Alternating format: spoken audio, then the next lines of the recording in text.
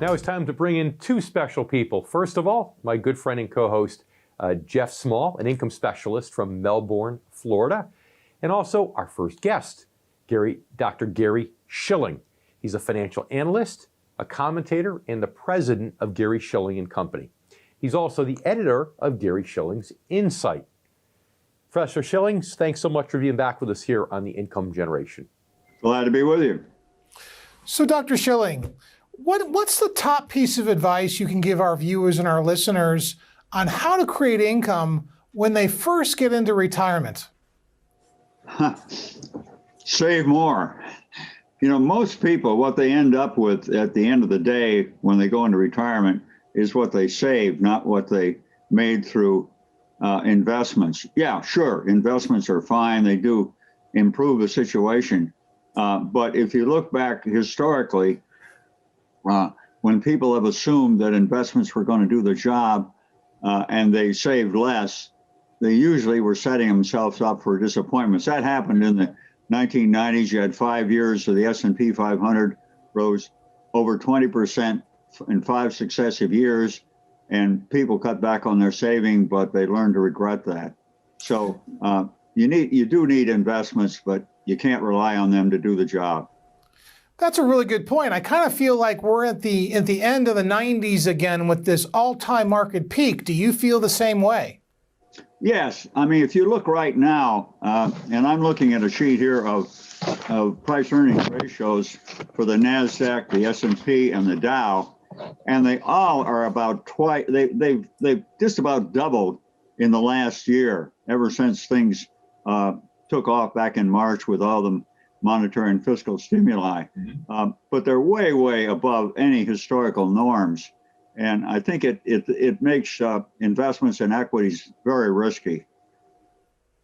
Yeah, I agree with that sentiment. I guess the COVID economy and the rise of the NASDAQ and the digitization side of the economy occurring really facilitated growth in that sector. And this year it seems to be a rotational move into value type based stocks and away from the high flyers of last year. And so when does this trend end? When do you see this bubble popping? Because obviously we're creating this huge asset bubble. Well, you have had a rotation. You did have the tech stocks flying.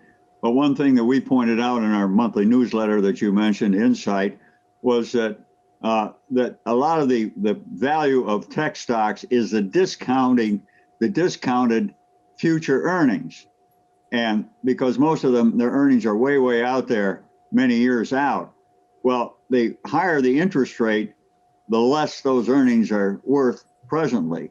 And that's what one theory is, that's what constitutes the stock price. And of course, many people are looking for higher interest rates, and they have risen a bit in the last year. And I think that's put a damper on the tech stocks. And you've also had the rotation to the more economically, fundamentally based stocks because of the anticipation of a big surge of consumer spending on reopening the economy. So, Dr. Shilling, we've been hearing a lot of talk about potential inflation, but you said you see deflation more likely. Can you tell us why? Yeah, well, inflation is fundamentally a matter of demand exceeding supply. Now, that typically happens in wartime when governments are spending a lot of money on top of a fully employed economy. Demand exceeds supply, you get inflation. But today we have globalization. You have a huge production in China and other Asian countries, and they're big producers, big exporters, but they are very parsimonious spenders. So they have excess saving. There's a savings glut. In other words, their supply greatly exceeds their demand. And this is big enough on a worldwide basis to basically put downward pressure on prices. I think that's a fundamental factor. Now, you do have temporary factors, some are reopening the economy, supply chain disruptions, and so on. But if you want to look on this on any time of a time frame, and I'd say 6 months or a year, the downward pressure is on prices. So you think that'll even be facilitated by the rise in energy prices that we've had this far, because gas has gone up, 45%? Yeah, well, you've had a jump there. You've had just some disruptions. You had big storms in January on the Gulf Coast, which disrupted production and so on.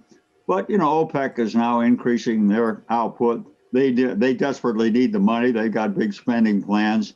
I look on that as fairly temporary.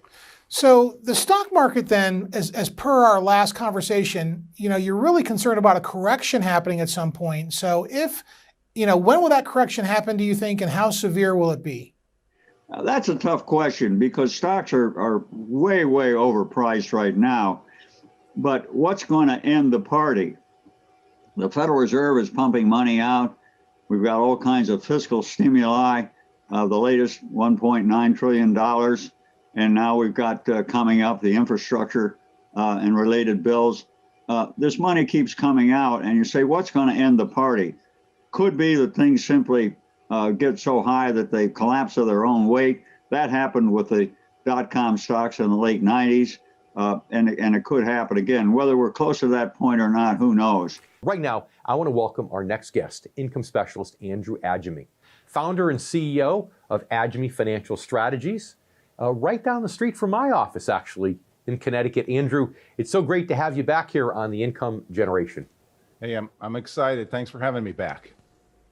So Andrew, it's great to see you. You're a very successful financial advisor. We've spent some time together. You've came down to my office and seen my operation. But tell me what the turning point was for you to become an income specialist. When did you have that epiphany? Well, especially when the market started dropping in 2000, and I had recognized that what I had been taught for years and years and years was not, was not in line with what I wanted to happen with my clients, and started looking for a better way of doing things. And that's when I did all the study and changing of my how I do things, and started focusing on income rather than growth. So really, you changed your business because the dynamic of investing changed, and you saw the tunnel, you saw the light there, so to speak. And so what do you project going forward? Is income going to be the place to be for your clients for the next 5 to 10 years, or are you going to be more pliable and market-based? Well, when we're talking about people in retirement or close to retirement, the income is still very much apropos. However, yes, we are going a little bit more toward the growth base for those people. We believe in a purpose versus performance strategy. And if people have got their money set up to fulfill their purpose, well, the rest of the money they can use for performance to be able to get some growth out of that if that's available. And we believe in that. So in about 30 seconds, Andrew, when you look at purpose-based investing, you incorporate holistic measures or lifestyle goals into that, correct? That's correct. And, especially not just the investment side, but how to use those investments, as well as taxation and estate planning, legacy planning, those kinds of things as well. Very important to have all those things involved. Andrew, thanks so much for being back with us on the Income Generation. You're always a good friend of the generation. Thank you. That brings up our next guest, income specialist Mike Burleigh. Michael is president of Peak Capital Management. Mike, it's always great to have you back on the show as you're a true friend of the Income Generation. Hey, thanks for having me back, Dave. Appreciate it. Michael, it's great to see you. You and I have been working together. We've known each other since about the last 20 years. And so, quickly, give us your rendition on how the business has changed over the last 20 years, how our business has changed. I think our business has changed as far as planning for retirement. In my lifetime, one of the biggest differences is you don't see as many defined benefit plans as you used to. The old-time pension plans, if you will. You work for the company 30 years, you get the gold watch and the check. Those have kind of gone by the wayside. The onus has been put on individuals now to kind of try to figure that out for themselves.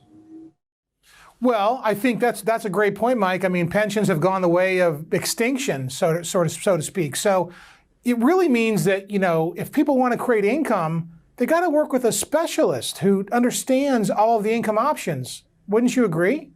Yes. The phase of retirement is all about income.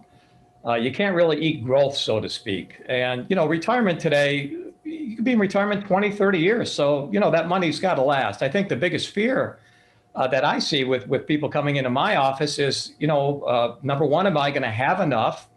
I won't run out of money the rest of my life. Will I have enough income to live on? So that's the challenge for most people. That was an amazing thing you just said, Michael. You said you can't eat growth. What does that mean? Can you elaborate on that? Well, when you get growth in a portfolio, it's nice to have the growth, and in your working years, you're trying to accumulate as much as you can. But when you get to the retirement phase, you really need to invest for income. You need interest and dividends, something, the bird in the hand, if you will, that you can take out of your portfolio to live on. You can't really spend the growth because you could deplete the portfolio too quickly. Mike, thanks so much for being back with us once again here on The Income Generation. I appreciate it, Dave. Thank you.